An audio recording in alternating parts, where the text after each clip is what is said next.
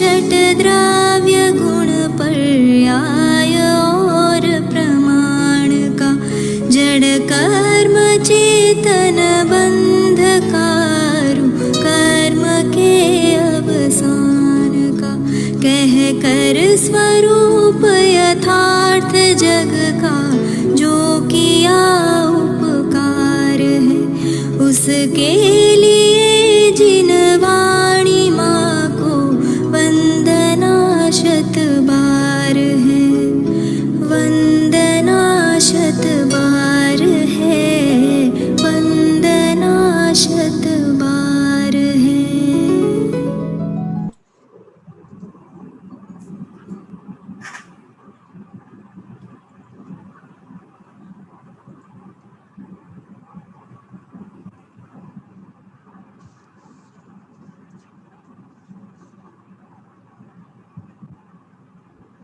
सभी सावधान हो जाएं।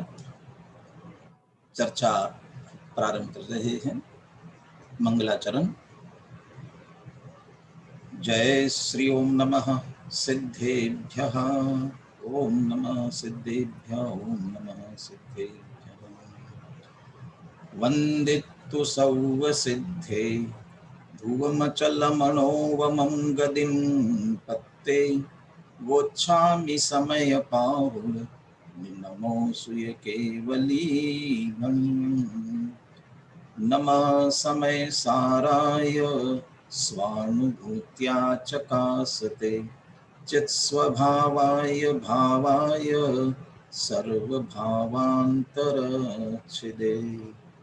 अनंत धर्मणस्तत्त्वं पश्यन्ति प्रत्यगात्मनः, अनेकांतमयी मूर्तिर्नित्यमेव प्रकाशताम्। सार, समय सार का इस पर अपन चर्चा कर रहे हैं।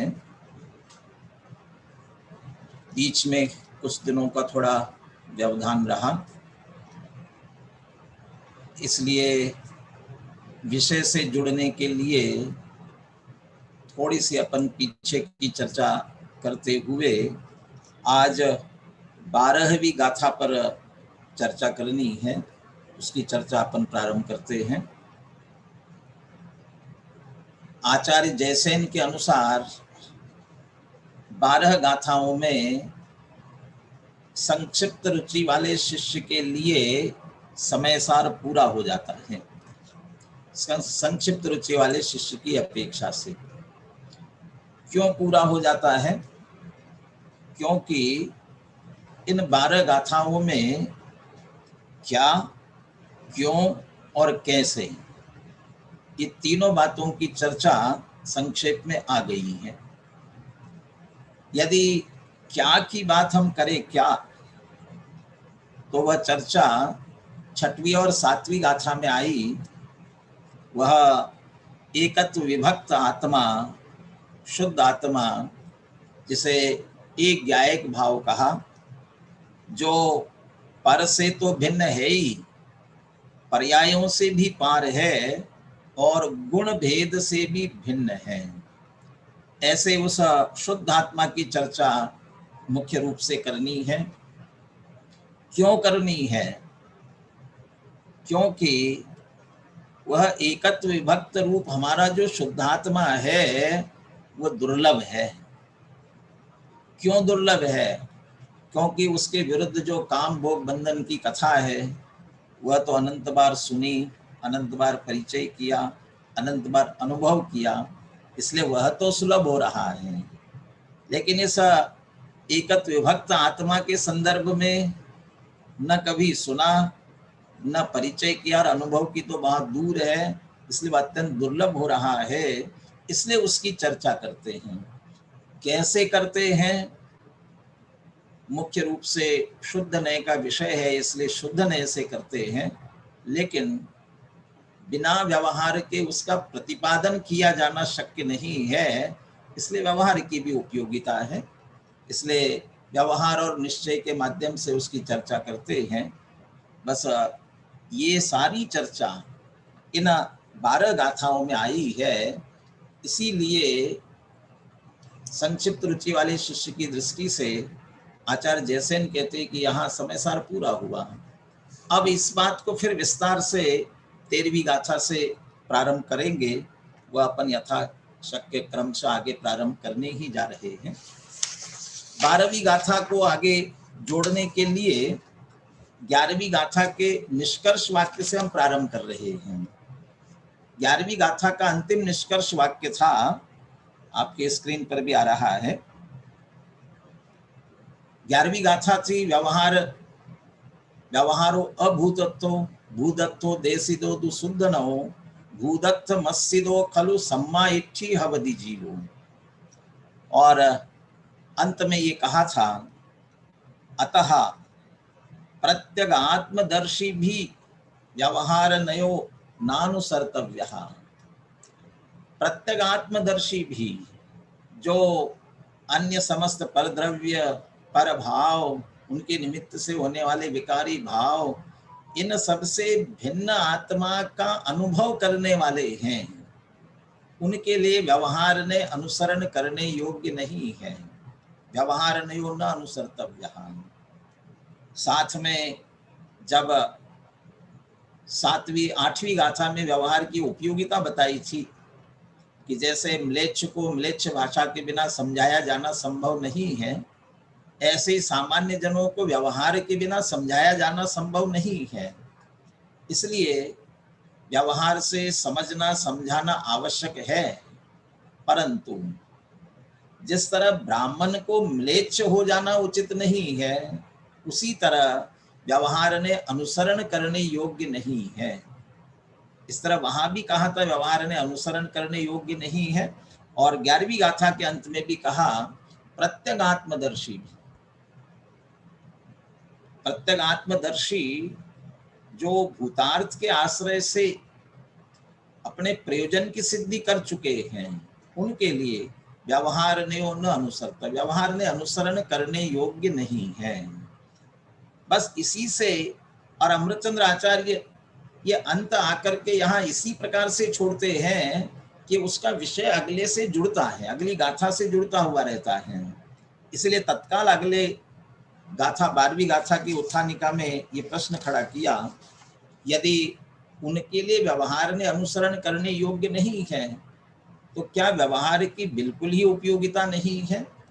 तब 12वीं गाथा की उत्थानिका में कहते हैं, अथ च केशांचित कदाचित सोपि प्रयोजनवान।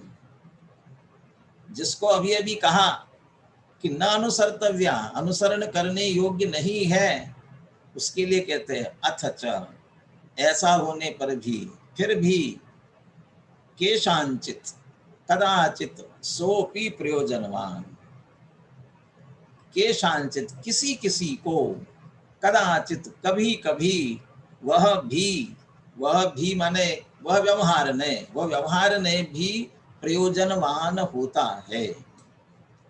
अब केशांचित और कदाचित का क्या भाव, किन को और कब कब प्रयोजनवान होता है, तो यही गाथा का अगली 12वीं गाथा का भाव है, किन के लिए और कब वह प्रयोजनवान हो सकता है, होता है।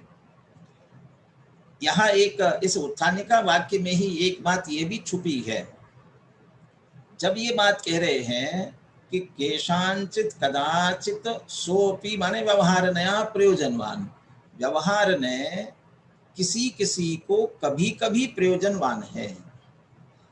इस जगह यदि शुद्ध नय की बात ली जाए, शुद्ध नय, उसके संदर्भ में भी इसी तरह का तथ्य वाक्य सिद्धांत वाक्य बनाना हो तो क्या बनेगा? शुद्ध नय के संदर्भ में क्या शुद्ध नय को भी हम ऐसा कह सकते हैं, या वह भी कभी कभी किसी किसी को प्रयोजनवान होता है? शुद्ध नय कहते ऐसा नहीं है।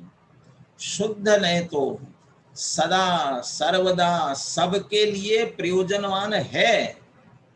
ये अलग बात है कि हम उसका उपयोग नहीं कर पाते हैं, लेकिन उसमें छूट नहीं है, वो तो सदैव प्रयोजनवान है। आश्रय न कर पाए ये बात अलग है, क्योंकि व्यवहारने का तो कभी कभी आश्रय लेना है, किन्हीं किन्हीं को लेना है, लेकिन शुद्ध नय का आश्रय तो सबको और सदैव होना चाहिए। होता नहीं, ये बात अलग है, ये बात भी समझ ले।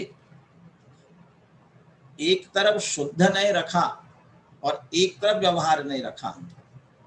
तो अपन ने चर्चा की थी कि वो जो यहाँ शुद्ध नय की मुख्य रूप से बात कर रहे हैं वह परम शुद्ध निश्चय नय है, अंतिम परम शुद्ध निश्चय नय है। और जब वह परम शुद्ध निश्चय नय निश्चय के रूप में खड़ा होता है तो बाकी सब उसके नीचे के व्यवहार हो जाते हैं।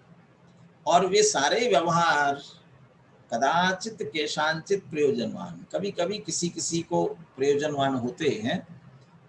बहुत अधिक विस्तार में जाना तो संभव नहीं है, लेकिन कब और किसको प्रयोजनवान होते हैं, किस तरह से होते हैं, उसकी संक्षिप्त चर्चा गाथा और टीका के माध्यम से अपन करते हैं। गाथा 12वीं गाथा, गाथा का मूल गाथा का मैं पाठ करता हूँ, आप ध्यान से सुने।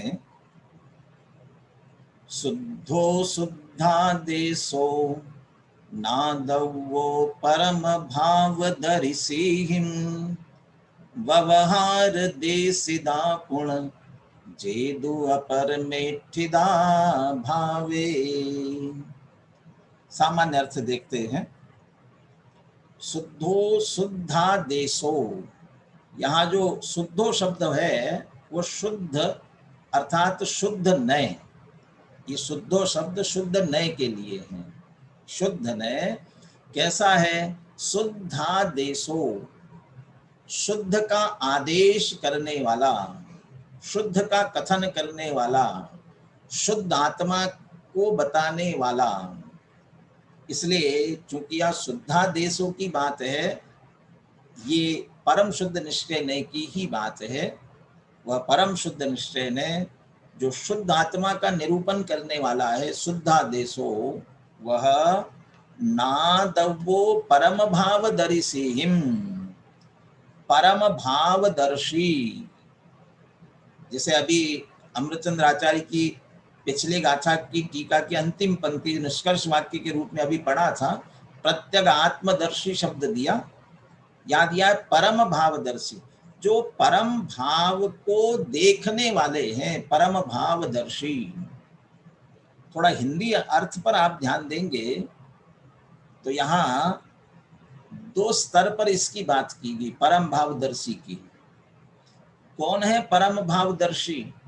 जो शुद्ध नय तक पहुंचकर श्रद्धावान हुए तथा पूर्ण ज्ञान चारित्रवान हो गए, ये परम भावदर्शी है।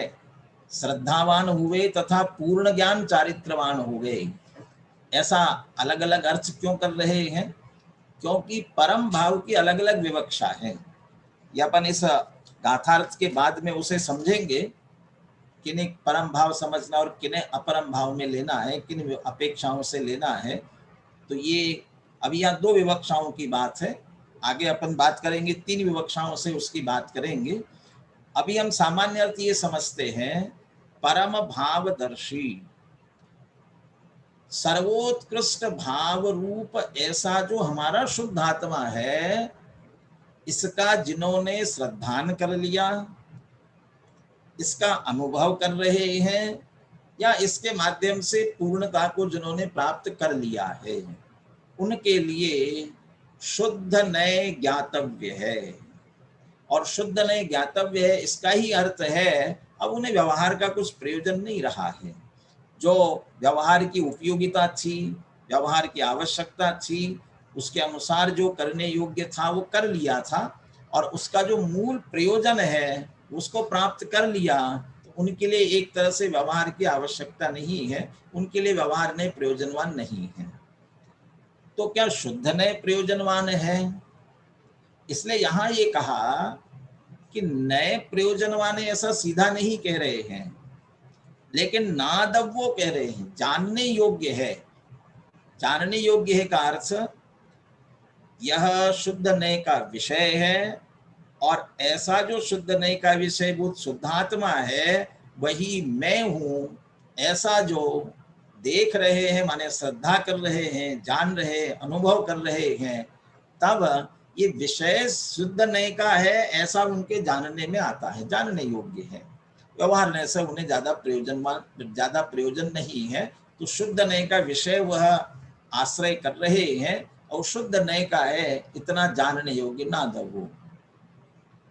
और व्यवहार देसिदा पुण जेदु अपरमेठिदा भावे, और जो अपरमे ठिदा भावे, अपरमे भावे ठिदा, अपरम भाव में स्थित है। अब अपरम भाव में स्थित है का अर्थ क्या, कि निचली भूमिका में है। यहाँ शुद्ध नय तक पहुंच गए, ये शुद्ध नय तक नहीं पहुंच पाए हैं, इसलिए जो अपरम भाव निम्न कोटि में स्थित है। अब परम भाव की अपेक्षा से अपरम भाव की भी स्थितियां अलग अलग बनेंगी, वो अभी अपन बात करते हैं उसकी। अपरम भाव में जो स्थित है, जे अपरमे भावे ठिदा व्यवहार देसिदा पुण, वे जो है व्यवहार से उपदिष्ट है, वो व्यवहार से उपदेश के योग्य है, माने उन्हें व्यवहार का आश्रय लेना चाहिए। समझाने वाले उन्हें व्यवहार से समझाएं, वे व्यवहार के माध्यम से समझे। कब तक व्यवहार का आश्रय करें, कब तक व्यवहार का उपदेश ग्रहण करें, जब तक अपरम भाव में स्थित है। और इसके माध्यम से यदि परम भाव को समझकर वे भी परम भाव में पहुंचेंगे तो पुनः उनके लिए वह नानुसर्तव्य, वो अनुसरण करने योग्य नहीं है, ऐसी स्थिति बनेगी। इस बात को अमृतचंद्राचार्य एक दृष्टांत के माध्यम से टीका में स्पष्ट करेंगे, वो अपन टीका के माध्यम से देखते हैं। मैंने अभी ये गाथा सामान्य अर्थ इसका किया हुआ है, मैं चाहता हूँ गाथा और पद्यानुवाद का पाठ कर लें, फिर अपन टीका के माध्यम से आगे चर्चा करते हैं। आकाश जी लीजिए पाठ करने के लिए।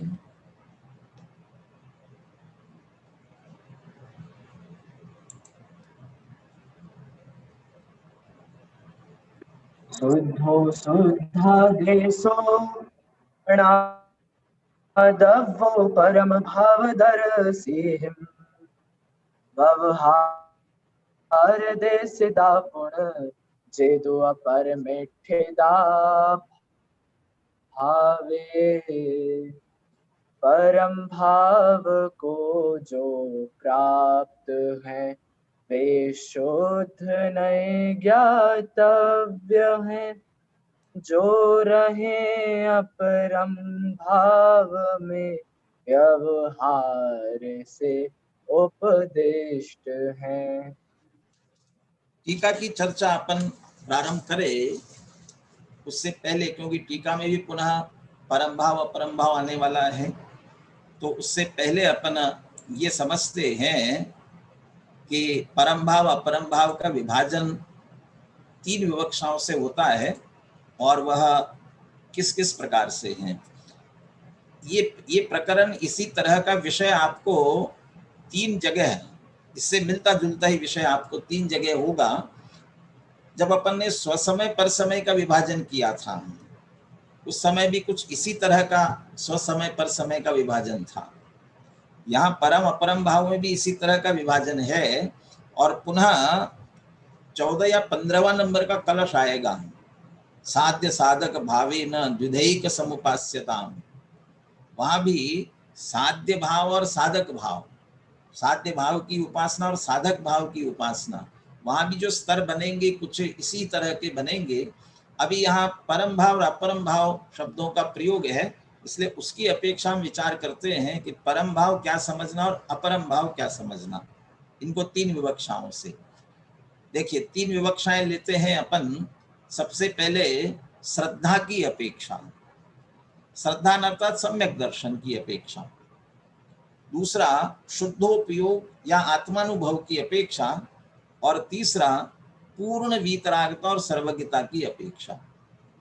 यदि मात्र सम्यक दर्शन की मुख्यता रखे, श्रद्धान की मुख्यता की बात रखे, उसकी अपेक्षा जो, इसलिए अभी गाथार्थ में अपन ने देखा था, क्योंकि सीधा शब्द प्रयोग नहीं है इसलिए ब्रैकेट में दिया था, जो शुद्ध नय तक पहुंचकर पूर्ण श्रद्धावान हुए, अर्थात शुद्ध नय के विषयभूत शुद्धात्मा में अहम स्थापित करके यही मैं हूं ऐसा अहम करते हुए, श्रद्धान करते हुए, विश्वास करते हुए, प्रतीति करते हुए सम्यक दर्शन को जिन्होंने प्राप्त कर लिया, माने वे परम भावदर्शी है। आज मैं परम पदार्थ पायो, सर्वोत्कृष्ट आत्मा मेरे श्रद्धान में आ गया। तो जिन्होंने इसकी श्रद्धा कर ली उनको ये परम भाव में स्थित है। और जो अभी यहाँ तक नहीं पहुँच पाए हैं, श्रद्धा नहीं कर पाए हैं, वे अपरम भाव में स्थित हैं। जब शुद्ध नय के विषयभूत शुद्धात्मा समझ में आ गया और उसका श्रद्धान हो गया, तो फिर व्यवहार से अब उन्हें समझने की आवश्यकता नहीं रही। इसलिए अब उन्हें शुद्ध नय ज्ञातव्य है, अब व्यवहार ने न अनुसर्तव्य, उन्हें व्यवहार ने के अनुसरण की समझने के लिए आवश्यकता नहीं है। अब इसलिए ये व्यवहार नहीं की यहाँ गौणता होगी उनके लिए अपरम भाव। और जो अभी तक शुद्ध आत्मा तक नहीं पहुंच पाए हैं, श्रद्धा नहीं कर पाए हैं, उन्हें भेद पूर्वक शुद्ध आत्मा का स्वरूप समझना पड़ेगा। वो शुद्ध आत्मा का चिंतन मनन करना पड़ेगा, विकल्प पूर्वक करना पड़ेगा, ये सारा व्यवहार। तो उनके लिए व्यवहार ने उपयोगी है। उसके लिए का व्यवहार उपदेशिता, व्यवहार देशिता। अब सम्यक दृष्टि तो हो गए, श्रद्धा तो हो गई, लेकिन सम्यक दृष्टि निरंतर आत्मा में ही लीन रहे ये तो संभव नहीं है। जब वे आत्मा में लीन नहीं है, उपयोग बाहर है, तब क्या करेंगे? तब वे भी तो उस शुद्धात्मा के संदर्भ में चर्चा करेंगे, स्वाध्याय करेंगे, सुनेंगे, समझेंगे। और जो ज्ञानी इस मार्ग पर आगे बढ़ गए हैं, ऐसे पंच परमेष्ठी, उनकी स्तुति भक्ति करेंगे। और हमारा उपयोग अन्यत्र न जाए, अशुभ में जाने पर हम इससे अधिक दूर होंगे, इसलिए कुछ शुभ क्रियात्मक संयम आदि के उसमें ऐसे भी व्यवहारों का उपयोग वो करेंगे। और ऐसा करते करते वे ज्ञानी भी सम्यक दृष्टि तो हुए, लेकिन अभी उपयोग बाहर है। अब ये जब शुद्धोपयोग में लीन होते हैं, तब वे परम भाव में स्थित है। इसके लिए लिया चौथे पांचवें गुणस्थान वर्ती अनुभव के काल में, तथा सातवें गुणस्थान के आगे, सातवें गुणस्थान से आगे तो अप्रमत्त और शुद्धोपयोग में ही है, तो वे सभी परम भाव में स्थित है। और जब अनुभव के काल में लीन है, तब शुद्ध नहीं के विषयभूत शुद्धात्मा का आश्रय कर रहे, बस वो जानने योग्य है। अब वहां उन्हें कोई व्यवहार की बिल्कुल भी उपयोगिता नहीं है। और इसके सामने जो चौथे पांचवें छठवें गुणस्थान वाले शुभोपयोगी, ये अपरम भाव में है। तो ये व्यवहार का आश्रय करते हैं, व्यवहार का आश्रय लेते हैं। आप इन 11वीं और 12वीं गाथा का भावार्थ जयचंद जी छाबड़ा का आप जरूर ध्यान से पढ़ें, बहुत अच्छा विश्लेषण उन्होंने किया हुआ है। व्यवहार के किस तरह से कहाँ कहाँ उपयोगिता होती है, बहुत सुंदर विवेचन किया हुआ है, वहां से आप जरूर देखें। ये चौथे पांचवें छठवें चूंकि शुद्धोपयोग की अपेक्षा शुभोपयोग में है, ये भी अपरम भाव में स्थित कहलाएंगे। अब तीसरी विवक्षा पूर्ण ज्ञान चारित्रवान हुए, इसकी जो विवक्षा है, ये पूर्ण वितरागी सर्वज्ञ हुए, ये वास्तव में परम भाव में स्थित है पूरी तरह से। इसके लिए कौन से गुणस्थान से कि 13वें गुणस्थान से आगे के सभी वितरागी सर्वज्ञ भगवान है, ये सचमुच परम भाव में स्थित हैं। और जब ये परम भाव में स्थित है, तो 12वें गुणस्थान से नीचे के जो भी ज्ञानी अज्ञानी है, ये सब अपरम भाव में स्थित है।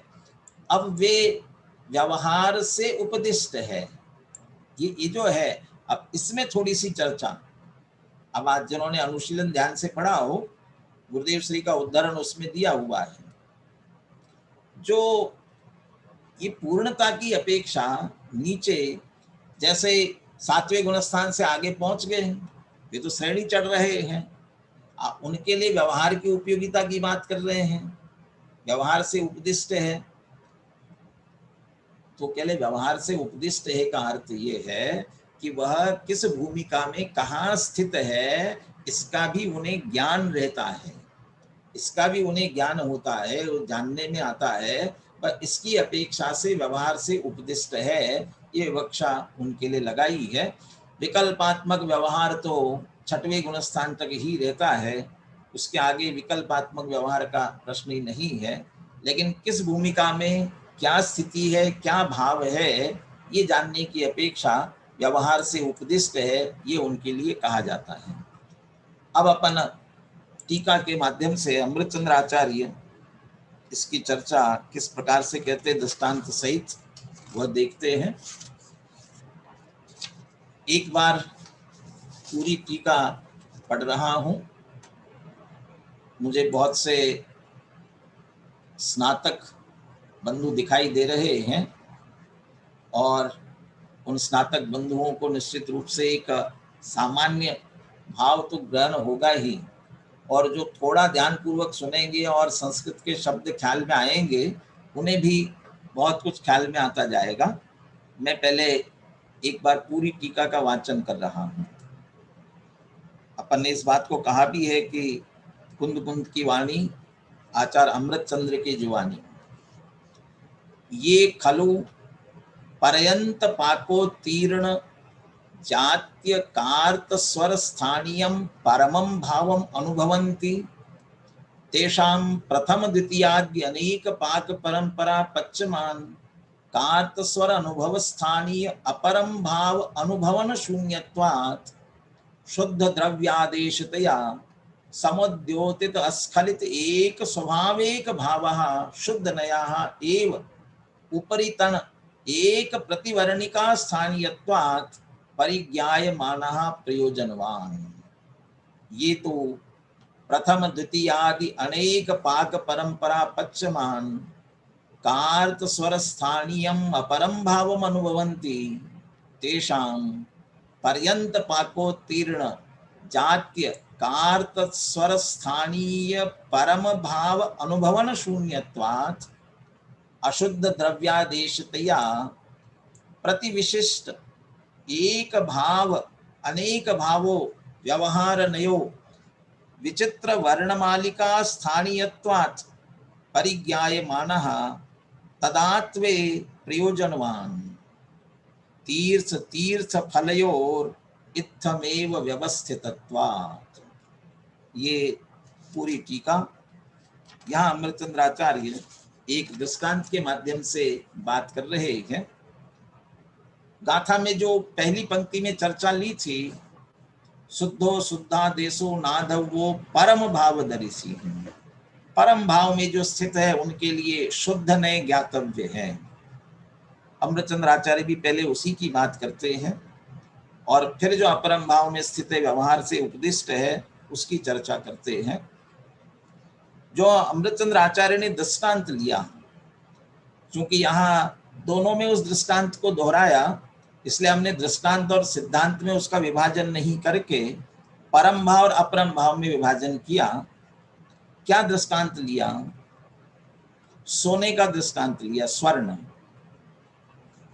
ये तो हम सभी जानते हैं कि जो मूल सोना है ये खनिज है, खान में से निकलता है, और जो खान में से निकलता है वह अनेक प्रकार के अशुद्धि से मिला हुआ रहता है।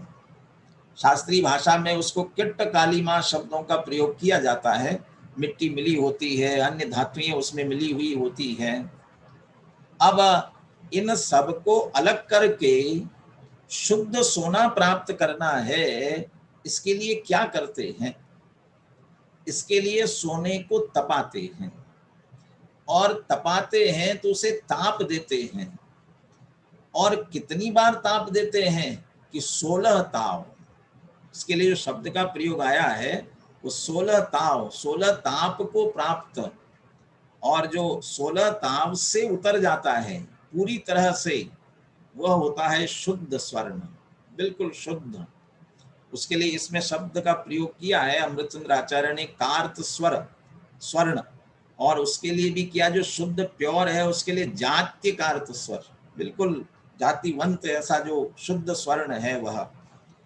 अब जो पकाने की प्रक्रिया है, ये जो समय सार दृष्टांत वैभव सोनगढ़ में प्रकाशित हुआ और वहाँ चित्र इस तरह के बने भी हैं, उसकी पुस्तक भी प्रकाशित हुई है, उसका ये चित्र है। ये दिखाया कि ये सोने को ये पकाया जा रहा है। तो पकाते समय इसमें तो 3 दिखाए मुख्य रूप से, जैसा मैंने कहा था आपको कि एक सम्यक दृष्टि, एक अनुभवी और एक उस पूर्णता की तरफ आगे पहुंचने वाले, तो 3 मुख्यता से लेते हुए चर्चा दिखाई गई। लेकिन 16 ताव, और उन 16 ताव में यहाँ वर्ण भी अलग अलग हो जाते हैं। पहला ताव दिया अलग वर्ण होगा, फिर दूसरा, फिर तीसरा, फिर चौथा, उसके ताव अलग अलग होते जाते हैं। परम भाव की दृष्टि से दृष्टांत में लिया कि जिन्हें ये प्योर सोना मिल गया, जिन्हें प्योर सोना अंतिम ताव से उतरा हुआ शुद्ध स्वर्ण मिल गया, उन्हें नीचे वाले अशुद्ध सोने से क्या लेना देना है, बस वे उस शुद्ध स्वर्ण का आनंद लेते हैं। लेकिन जिन्हें वह प्राप्त नहीं हुआ और वो प्राप्त वहां तक पहुंचना चाहते, वो क्या करेंगे? सोने को तपाते जाएंगे, अग्नि का ताप देंगे, और कितना हुआ, शुद्ध कितना हुआ, अशुद्ध कितना हुआ, तो ये मिला जुला जितना भाव है उन्हें जानना जरूरी है। तो ये वो जानते हैं, वो उसकी अशुद्धता का भी ज्ञान उनको है, वो व्यवहार से उपदिष्ट इस रूप में इसे दृष्टांत लिया हुआ है। अब आपको ख्याल में आएगा, तो आप इस परम भाव की जो चर्चा अमृतचंद्र आचार्य ले रहे हैं उसको अपन समझते हैं। ये खलु पर्यंत पाक उत्तीर्ण जात्य कार्त स्वर स्थानीयम परमम भावम अनुभवंती, जो परम भाव का अनुभव करते हैं। अभी वो परम भाव सिद्धांत की दृष्टि से आत्मा की अपेक्षा से क्या है, वो नीचे बात करते हैं। अभी दृष्टांत में ले रहे हैं कैसा कि जो पर्यंत पाक उत्तीर्ण, जितने ताव दिए जाने चाहिए थे, जितने ताप दिए जाने चाहिए थे, वहां तक अंतिम पर्यंत, हिंदी में सीधा अर्थ किया अंतिम ताव से उतरा हुआ।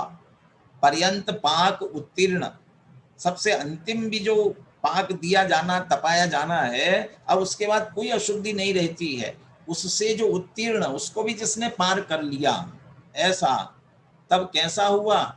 जात्य कार्त स्वर, वह बिल्कुल उत्तम सोना हो गया, उत्कृष्ट स्वर्ण हो गया। ऐसे परम भाव का जो अनुभव कर रहे हैं, तेषाम, उनके लिए, ऐसा स्वर्ण जिन्हें प्राप्त हुआ वो उनके लिए प्रथम द्वितीयादि अनेक पाक परंपरा पच्यमान कार्त स्वर अनुभव स्थानीय अपरम भाव अनुभवन शून्यत्वात्। अब जो पहला पाक दे दिया, थोड़ी अशुद्धि चली गई, फिर दूसरा दिया और अशुद्धि चली गई, ऐसे करते करते 15 ताव तक के वे अनेक पाक परंपरा पच्यमान, पक रहा है, अभी शुद्ध होता जा रहा है। ऐसा जो स्वर्ण है उसके अनुभव के स्थान पर जो अपरम भाव है, ये निम्न स्तर का है। लेकिन जिन्हें ये परम भाव मिला हुआ है, ये अपरम भाव अनुभवन शून्यत्वात्, इससे वे रहित है, उन्हें इससे कोई लेना देना नहीं है। तो उनके लिए शुद्ध द्रव्य आदेशतया समुद्योतित अस्खलित एक स्वभाव एक भाव शुद्ध नया। कैसा शुद्ध नय? कैसा शुद्ध नय? शुद्ध द्रव्य आदेशतया, जो शुद्ध द्रव्य का ही उपदेश करने वाला है, शुद्ध द्रव्य का ही निरूपण करने वाला है, शुद्ध द्रव्य का ही प्रतिपादन करने वाला है। और जब उस नय का हम प्रयोग करते हैं तब क्या प्रकट होता है?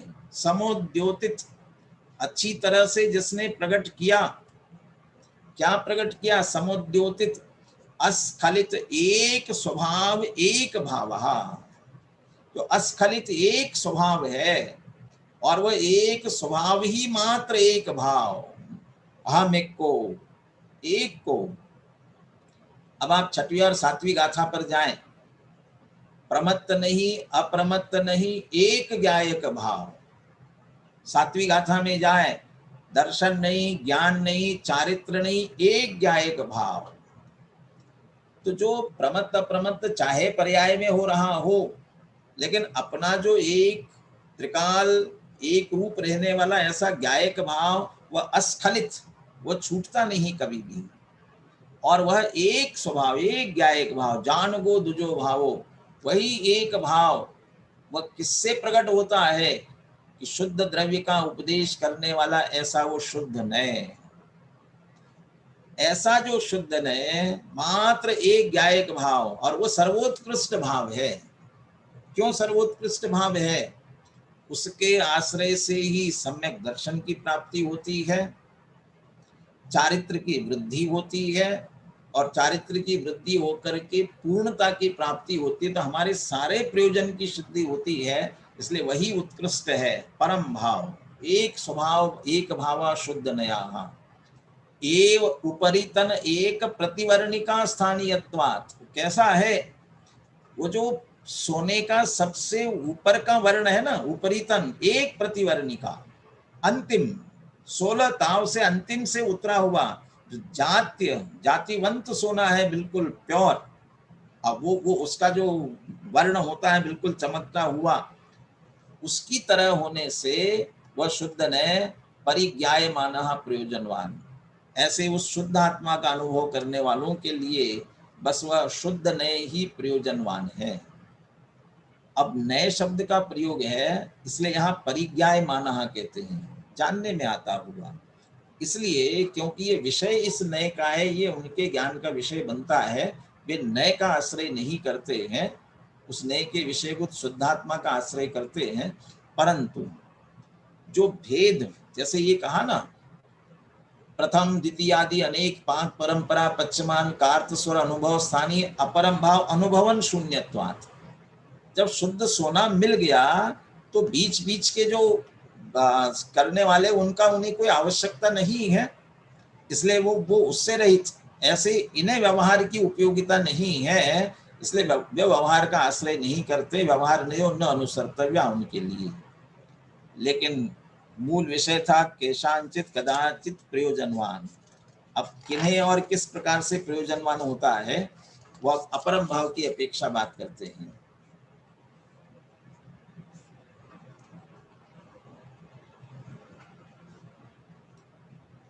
ये तो प्रथम द्वितीयादि अनेक पाक परंपरा पच्चमान कार्त स्वर स्थानीयम अपरम भावम अनुभवंती। और जो पकते हुए पहला, दूसरा, तीसरा, ऐसी जो अनेक पाक परंपरा पच्चमान कार्त स्वर स्थानीयम अपरम भावम अनुभवंती। अब यह ऐसा कर सकते हैं हम कि जो कि 15 ताव तक वह निम्न कोटि में कहलाता है अपरम भाव में, और 15-16वें ताव से जब 16 तक भी और 16 से निकलता है तब वो पूरा शुद्ध कहलाता है। गुणस्थान परिपाटी से आप लगा सकते हो। जो पहले गुणस्थान वाले हैं वे बिल्कुल शुरुआत वाले बिल्कुल अशुद्ध उनके सामने हैं। चौथे में पहुंच गए, कुछ अशुद्धता दूर हो गई, 5वें में पहुंच गए, 6वें 7वें में पहुंच गए, ऐसा धीरे धीरे धीरे। तो जहां जो स्थित है लेकिन अभी पूर्णता तक नहीं पहुंचे, और श्रद्धा की अपेक्षा बात की जाए तो अभी उसके स्वरूप को समझ रहे हैं, और स्वरूप को समझते हुए पहले तो वहां से प्रारंभ करेंगे। कहां से? एक इंद्रिय को भी जीव कहते हैं, 4 गति वाला जीव है, मोह राग द्वेष वाला जीव है, ये जीव है। वो एक तरह से उपचरित असद्भुत व्यवहारने से शुरू करते हुए आगे आगे पहुंचना, ये सब धीरे धीरे धीरे समझते जाना, ये सभी प्रथम द्वितीयादि अनेक पाक परंपरा पच्चमान कार्त स्थानीयम अपरम भावम अनुभवंती। उन सब में पहला, दूसरा, तीसरा जितना है उसमें अशुद्धि है तो स्वर्ण भी है। ऐसे ही व्यवहार जितनी चर्चा कर रहा है, एकेंद्रिय, दो इंद्रिय जीव, रागी जीव, ज्ञान दर्शन चारित्र वाला जीव, प्रमत्त अप्रमत्त जीव, वो जीव की बात कर रहा है, वहां भी जीव कह रहे हैं, तो उसके माध्यम से समझते हुए जाना है। तो ये सभी अपरम भावम अनुभवंती, ये अपरम भाव का अनुभव करने वाले हैं। परंतु तेषाम, उनके लिए, पर्यंत पाकोत्तीर्ण जात्य कातस्व स्थानीय परम भाव अनुभवन शून्यत्वात्, चूंकि वे उन्हें अंतिम ताव से उतरा हुआ शुद्ध स्वर्ण वो प्राप्त नहीं हुआ, ऐसा जो हमारा उत्कृष्ट परम भाव है उसके अनुभव से जो शून्य है, उनके लिए, जो अपरम भाव में स्थित है, उनके लिए फिर क्या होना चाहिए? अशुद्ध द्रव्य आदेशतया उपदर्शित प्रतिविशिष्ट एक भाव अनेक भाव व्यवहारनया। व्यवहारनय कैसा है? एक तो अशुद्ध द्रव्य का कथन करने वाला है। अब इसमें थोड़ा सा ये भी ध्यान देना, अशुद्ध द्रव्य आदेशतया, अशुद्ध द्रव्य का कथन करने वाला, और अपन ने जब सगड़ो ये व्यवहार अभूतार्थ 6 इसकी चर्चा करते समय सर्व ये व्यवहार नहीं अभूतार्थत्वात्, उसमें ये कहा था कि एक परम शुद्ध निश्चय न व शुद्ध न और बाकी सब व्यवहार, तो उसमें साक्षात शुद्ध निश्चय ने, जो पूर्ण शुद्ध निश्चय ने, वो भी व्यवहार हुआ। तो क्या वह अशुद्ध द्रव्य आदेशित या उपदर्शित है? कहते यद्यपि साक्षात शुद्ध निश्चय ने पर्याय में प्रकट शुद्ध को विषय तो बना रहा है, लेकिन पर्याय को विषय बना रहा है, और उसका लक्ष्य करने पर हमें शुद्धता की प्राप्ति नहीं होती है, विकल्प ही उत्पन्न होता है, अशुद्धता ही उत्पन्न होती है, इसलिए उसे अशुद्ध द्रव्यादेशितया इस रूप में ले सकते हैं। तो अशुद्ध द्रव्यादेशितया उपदर्शित प्रति विशिष्ट एक भाव अनेक भाव व्यवहार नहीं। क्या करता है व्यवहार नहीं? जब एकेंद्रीय के मति ज्ञान वाला जितने जितने कहता है, तो उस विवक्षा में, उस भूमिका में उस एक भाव का कथन करता है, ऐसे अनेक भाव वाला कहता है। और शुद्ध ने क्या करेगा? प्रमत्त अप्रमत्त ने एक ज्ञायक भाव, ज्ञान दर्शन चारित्र ने एक ज्ञायक भाव, वो तो एक स्वभाव एक भाव का ही कथन करेगा। और व्यवहार ने हर एक स्तर के अनुसार बताएगा, वहां वहां के भावों को बताते हुए अनेक भावों को विषय करता, अनेक भावा व्यवहार नया। कैसा है? दृष्टांत में लेते हैं, विचित्र वर्ण मालिका स्थानीयत्वात्, पकाते पकाते जैसे अलग अलग वर्ण हो जाते हैं, ऐसे विचित्र वर्ण मालिका के स्थान पर होने के कारण से वे सब अपरम भाव वाले हैं। तो ये परिज्ञायमानः, उनके लिए व्यवहार नया परिज्ञायमानः तदात्वे प्रयोजनवान। एक और विशिष्ट शब्द की तरफ आप ध्यान देंगे, परम भाव की जब चर्चा की, वहां वे तदात्वे शब्द का प्रयोग नहीं किया है, और जब व्यवहार नहीं की बात कर रहे तो तदात्वे प्रयोजनवान कह रहे हैं। क्यों कह रहे हैं? तदात्वे का मतलब उस समय, तो जिस समय जिस भूमिका में स्थित है उस समय वहां का व्यवहार प्रयोजनवान है। यदि थोड़ा हम अब व्यवहार चारित्र की अपेक्षा से बात करें ना, व्यवहार चारित्र की अपेक्षा से, तो यदि चौथे गुण स्थान में स्थित है तो उसके लिए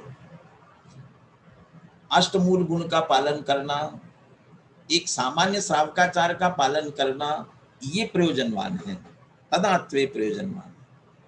और जैसे जैसे ऊपर जाता जाएगा वहां की भूमिका में जो क्रिया है वह प्रयोजनवान।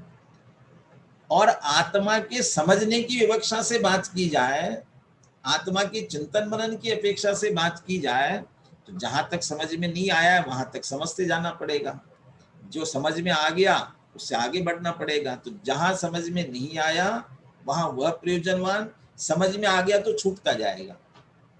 लेकिन शुद्ध ने ऐसा तदात्वे प्रयोजनवान नहीं है, तदात्वे नहीं है। जब एक बार आश्रय लिया फिर तो उसका सदैव आश्रय लिए रहना है, त्रिकाल आश्रय लिए रहना है। इसलिए वो निरंतर है।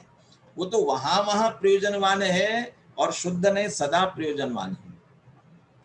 व्यवहार नए वालों को व्यवहार नए के काल में भी वास्तव में तो लक्ष्य किसका है, इस व्यवहार के माध्यम से समझना किसको है, उसका प्रतिपाद्य तो निश्चय है ना, ये तो प्रतिपादन कर रहा है, लक्ष्य तो निश्चय का है ना। और जहाँ निश्चय मिल गया, शुद्ध नए की प्राप्ति हो गई, उनके लिए नीचे की कोई आवश्यकता नहीं है। इसलिए तदात्म्य प्रयोजनवान, वहां वहां प्रयोजनवान है, लेकिन शुद्ध नए के लिए ऐसा नहीं है, तदात्म्य प्रयोजनवान। इस तरह से परम भाव और अपरम भाव कहाँ कहाँ प्रयोजनवान है, इसकी अपेक्षा से स्वर्ण का उदाहरण देते हुए इसकी चर्चा की गई। और ये जो कहा ना, कदाचित केशांचित सोपि प्रयोजनवान, कभी कभी किसी किसी को प्रयोजनवान। तो जब तक सम्यक दर्शन की प्राप्ति नहीं हुई है, तब तक जिनवानी को पढ़ना, देव शास्त्र गुरु के समागम में आना, जो इसकी चर्चा करते उनसे समझना, और परिणामों की विशुद्धि के लिए सदाचार इत्यादि का पालन, ये सब आवश्यक है। अब जैसे शुद्ध नए तक पहुंच करके हमने सम्यक दर्शन की प्राप्ति कर ली, अभी तो सम्यक दर्शन की प्राप्ति हुई है, पूरा शुद्धात्मा हमको प्राप्त नहीं हुआ है, पूर्ण शुद्धता प्रकट नहीं हुई है। अब उसके लिए क्या करना पड़ेगा, उसके लिए फिर उसी का आश्रय करना है।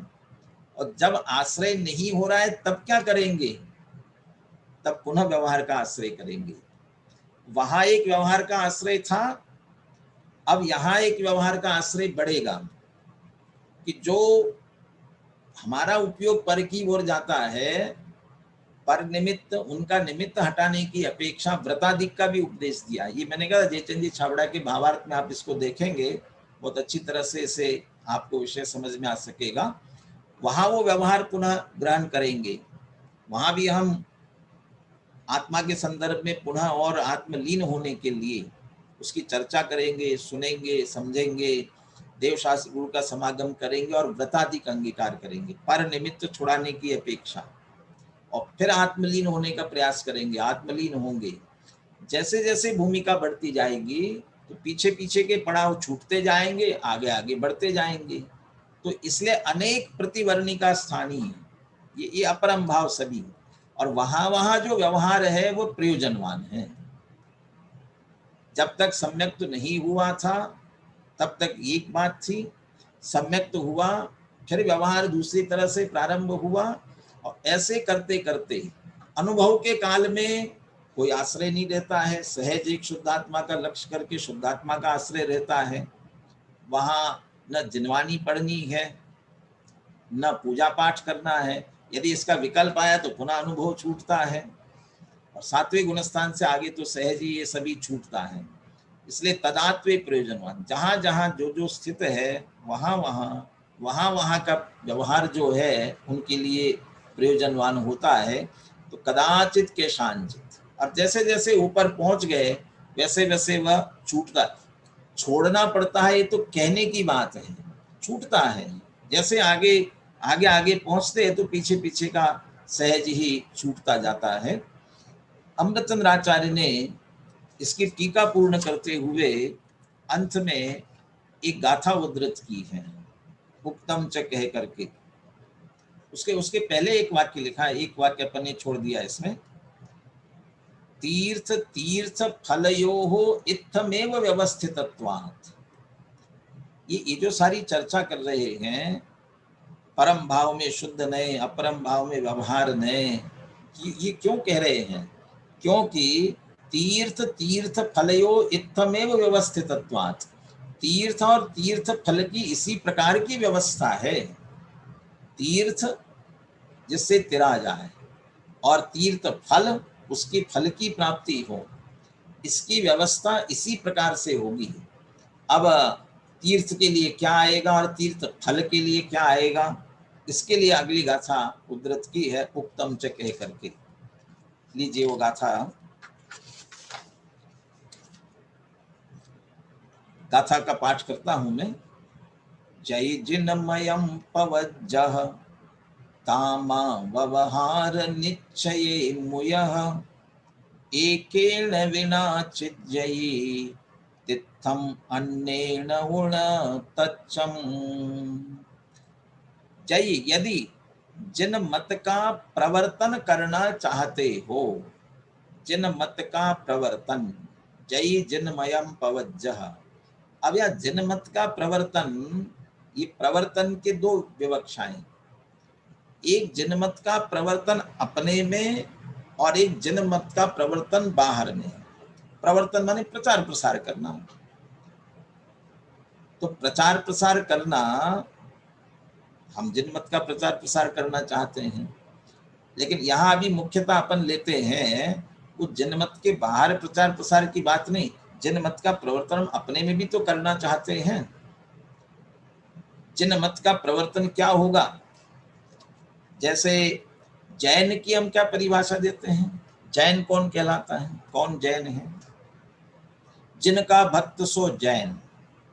और जिनका भक्त माने क्या? जिनकी आज्ञा माने, और जिनकी आज्ञा माने उनके बताए हुए मार्ग पर चले, वो वास्तविक जैन है। आप लघु जैन सिद्धांत प्रवेशिका में जाएंगे और वहां जैन की परिभाषा देखेंगे तो किन्हें जैन कहा? वहां तो सीधा जो सम्यक दृष्टि है वे जैन है, जो सम्यक दर्शन प्राप्त किया जिन्होंने, वो जैन है। क्यों? क्योंकि वास्तव में जिन मत का, जिनकी आज्ञा का पालन किया और जिनकी आज्ञा का पालन करके यथार्थ श्रद्धांत तक पहुंचे, देव शास्त्र गुरु की तो यथार्थ श्रद्धा हुई, आत्म श्रद्धान भी जिन्होंने प्रकट कर लिया, उन्होंने वास्तव में जिन मत का प्रवर्तन किया, वो जैन है। ऐसा जिन मत का प्रवर्तन यदि हम अपने में करना चाहते हैं, जिन मत जो कहता है उसके अनुसार हम चलना चाहते हैं, तो क्या उपाय है? ये आत्मा का अनुभव करो, ये मुख्य रूप से जैन दर्शन की आज्ञा है, जिनेंद्र भगवान की आज्ञा है, अप्पा अप्पा में रहो। लेकिन तो इसके लिए तो विषय तो अब निश्चय का है अकेला, तो अकेला निश्चय नहीं प्रयोजनवान है, व्यवहार की क्या आवश्यकता है? कहते नहीं, ता मां व्यवहार निश्चय मुयः। तो यदि जिन मत का प्रवर्तन करना चाहते हो तो व्यवहार निश्चय मामुह, व्यवहार और निश्चय में से किसी एक को भी मत छोड़ो। क्यों? एकेन विना छिद्यति तीर्थम, एक के बिना तीर्थ का लोप हो जाएगा, और अन्येन उन तच्चम, और दूसरे से तत्व का लोप हो जाएगा। किससे तीर्थ का और किससे तत्व का? व्यवहार को छोड़ देंगे तो तीर्थ का लोप हो जाएगा, और निश्चय को छोड़ेंगे तो तत्व का लोप हो जाएगा। तीर्थ क्या है? तीर्थ माने उपदेश। उपदेश की जो प्रक्रिया है वो तीर्थ कहलाती है, और तत्व वस्तु का स्वरूप है। तो जो वस्तु जैसी है वह तत्व, और वह है निश्चय, वस्तु का स्वरूप है, इसलिए वह निश्चय के अधीन है। और वस्तु कैसी है इसे समझना हो तो व्यवहार का आश्रय करना पड़ेगा, इसलिए तीर्थ। अनुशीलन मैंने बारंबार आपसे कहा है कि अनुशीलन आप जरूर पढ़े तो आपको समझने में सुविधा होगी। अनुशीलन में वैसे चूंकि निश्चय व्यवहार की बात है, इसलिए नए चक्र का प्रकरण था, तो नए चक्र में जो बात लिखी वो अनुशीलन में दी हुई है। वहां तो ये बात भी लिखी कि आत्मा का अनुभवन निश्चय के अधीन है, और उसको समझना, उपदेश की प्रक्रिया वो व्यवहार के अधीन है। माने व्यवहार से उपदेश होता है और निश्चय से अनुभव होता है। अब हमें आत्मा के अनुभव तक पहुंचना है, और आत्मा का जो अनुभव है वो तत्व का अनुभवन है, मूल आत्म तत्व का अनुभवन है, वो निश्चय का विषय है। निश्चय को छोड़ोगे तो आत्मा का अनुभव होगा कैसे? और वहां तक पहुंचना है, हम पहुंचेंगे कैसे वहां तक? एक उपदेश की प्रक्रिया है। अभी अभी आदरणीय दादा के जो सुबह 9 से 10 बजे तक प्रवचन चल रहे हैं, समय सार पर ही 144वीं गाथा पूरी हुई, काफी विस्तार से चर्चा हुई थी। कैसी प्रक्रिया आत्मानुभव की?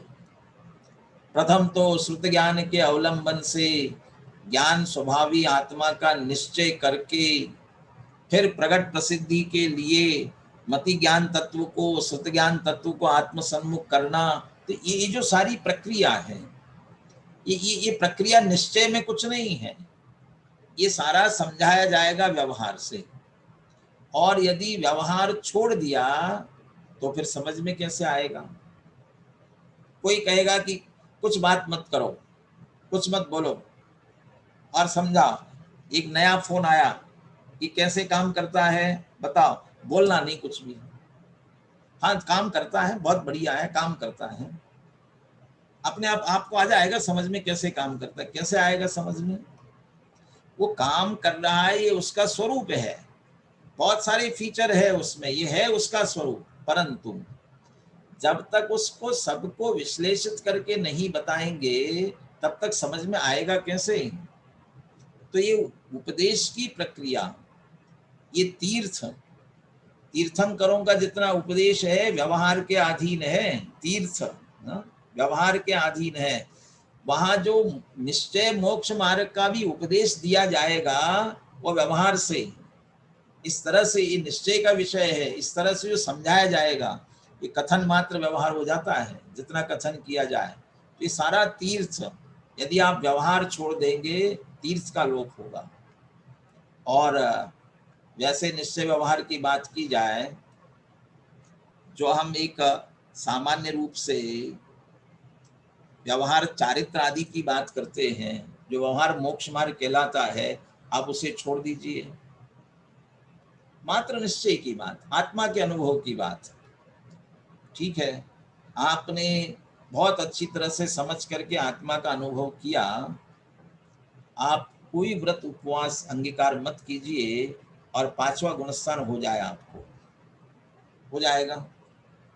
बुद्धि पूर्वक त्याग करना पड़ेगा, बुद्धि पूर्वक प्रतिज्ञा करना पड़ेगी, और हम बहुत पुरुषार्थ करेंगे, हर अंतर मुहूर्त में आत्मलीन होंगे। क्या संभव है नग्न दिगंबर अवस्था धारण किए बिना?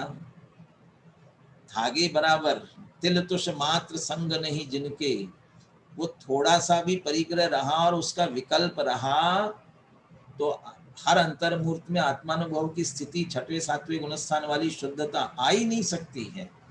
ये उसके साथ अनिवार्य है, ये साथ साथ सहचर, वो साथ साथ चलने वाला। तो ये सारा जो व्यवहार है, यदि आप इसे छोड़ देंगे तीर्थ का लोप होगा, और तीर्थ का लोप होगा तो जो तीर्थ का फल है वो मिलेगा कैसे? उपदेश ही नहीं है तो तत्व किससे समझ में आएगा? इसलिए व्यवहार और निश्चय में से किसी एक को भी मत छोड़ो, दोनों की उपयोगिता है। व्यवहार से निश्चय के विषयभूत तत्व को समझकर उसमें लीन होते हैं तो आत्मा का अनुभव होता है। तो आत्मानुभव के लिए यदि निश्चय जरूरी है तो वहां तक पहुंचने के लिए व्यवहार जरूरी है। इसलिए निश्चय व्यवहार दोनों की उपयोगिता है। नए चक्र में आप विस्तार से जानना चाहे, पढ़ना चाहे, वहां पढ़ सकते हैं। नदी पार करने के लिए नाव में बैठना भी पड़ेगा, और नदी पार हो जाने के बाद नाव को छोड़ना भी पड़ेगा। तो दोनों स्थितियां हैं। कोई कहे कि जो नाव छोड़ना ही है तो नाव में बैठो ही क्यों, तो फिर उस पार हो ही नहीं पाएगा। और उस पार जाने के बाद भी ये सोचे कि अब मैं इस नाव ने मुझे इतना पार करा दिया है, इस नाव को छोड़ू कैसे, तो उस पार होगा नहीं। तो बैठना भी पड़ेगा, छोड़ना भी पड़ेगा। ऐसे व्यवहारने का अपरम भाव निम्न भूमिका में आश्रय होता भी है। वहां वहां तदात्वे प्रयोजनवान, वहां प्रयोजनवान है। एक शब्द का और प्रयोग किया, परिज्ञायमानः प्रयोजनवान, जानने में आता हुआ, उस भूमिका में जानने में आता हुआ प्रयोजनवान है। और जिन्हें शुद्धात्मा की प्राप्ति हुई, तीनों तरह से श्रद्धान हुआ या अभी अनुभव के काल में उसमें शुद्धोपयोग की अपेक्षा लीन है, या पूर्ण ज्ञान चारित्रवान हो गए हैं, वे वह उसका जो विषय मूल शुद्ध नय का है, वो शुद्ध नय उनके जानने में आता हुआ उनके लिए प्रयोजनवान है। उन्हें व्यवहार नहीं की कोई उपयोगिता नहीं है। उसका जो फल है वो हमें प्राप्त हो गया है, तीर्थ फल, इसलिए अब उसकी आवश्यकता नहीं। परंतु प्राप्ति से पहले दोनों बराबर चल रहे थे, इसलिए जिन मत का प्रवर्तन करना चाहते हैं तो निश्चय व्यवहार दोनों की बराबर उपयोगिता है। जितना शुद्ध आत्मा का, अध्यात्म का, शुद्ध नय का, परम शुद्ध निश्चय नय की चर्चा, जितनी चर्चा करते हैं वो सारा व्यवहार है। वो परम शुद्ध निश्चय नय को समझना है, लेकिन समझना वो सब व्यवहार से होता है। व्यवहार छोड़ देंगे तो शुद्ध नय भी कैसे समझ में आएगा।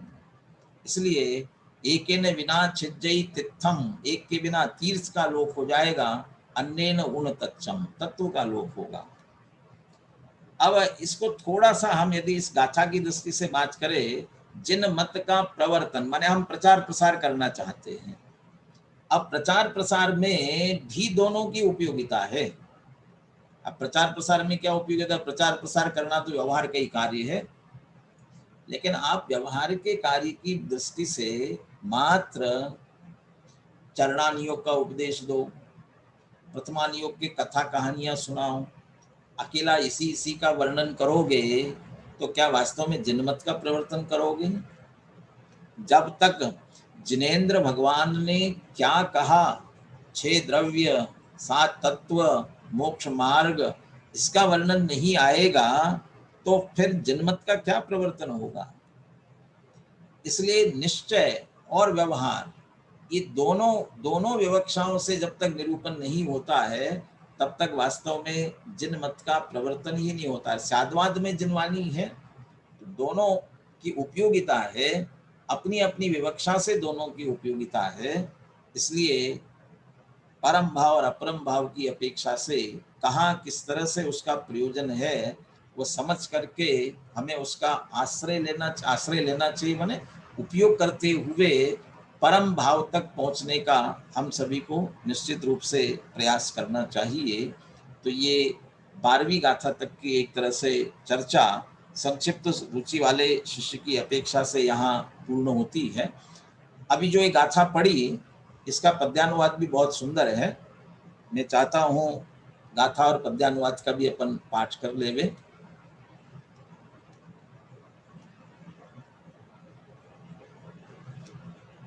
बोलिए। जय जिणमयं पवज्जः तामव्यवहारणिच्छये मुयः एकेन विनाच्छिद्यये तित्थं मण्डेन उणतच्चं यदि चाहते हो जैन दर्शन प्रवर्ताना जगत में, व्यवहार निश्चय नयों में से किसी को छोड़ो नहीं।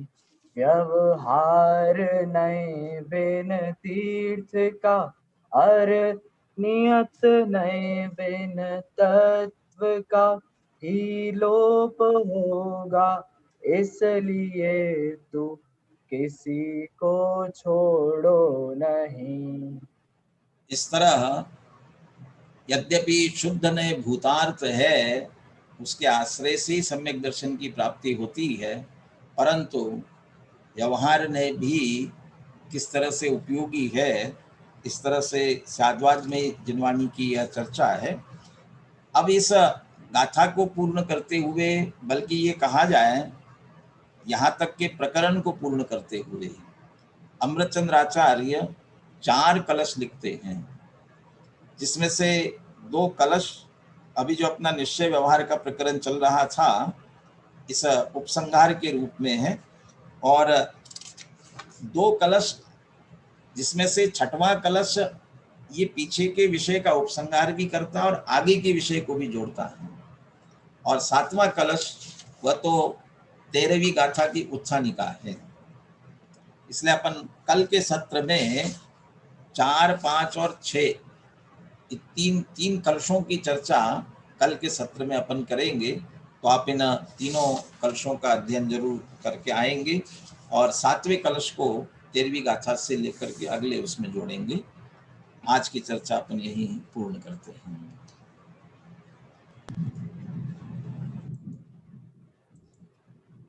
हे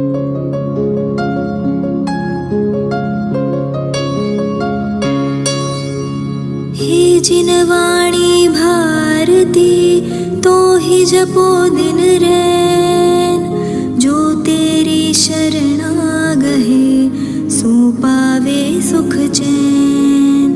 जावाणी के ज्ञान ते सूझे लोकालोक,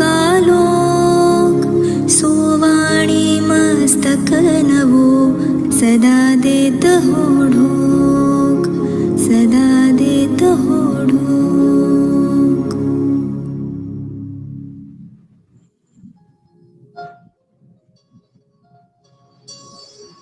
हे जिनवाणी